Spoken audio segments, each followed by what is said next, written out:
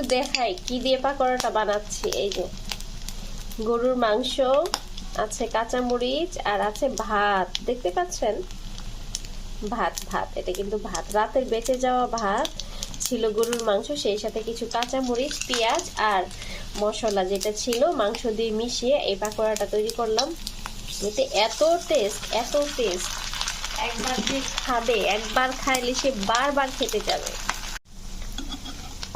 এই যে যখন ভাজা হয়ে যাবে একটা লালচে বাদামি কালার হবে, খুব সুন্দর। এবার আমি উল্টে উল্টে নিচ্ছি। এটা দেখতে কিন্তু অনেকটা রসগোল্লা, মানে মিষ্টির মতো মনে হবে দেখতে। মিষ্টিটা লম্বাটে টাইপের যে শেপ হয়, আমি ঠিক সেই শেপে নিয়েছি। শেপটা আসলে পুরোপুরি নিজের উপর নির্ভর করে, আপনি আপনার পছন্দ মতো শেপ দিতে পারেন। চাইলে বড়া আকারে চ্যাপ্টা করে দিতে পারেন, আমি একটু গোল গোল মিষ্টির মতো শেপ দিয়েছি। এটা কি যে মজার, কি যে মজার, না খেলে বুঝতে পারবেন না।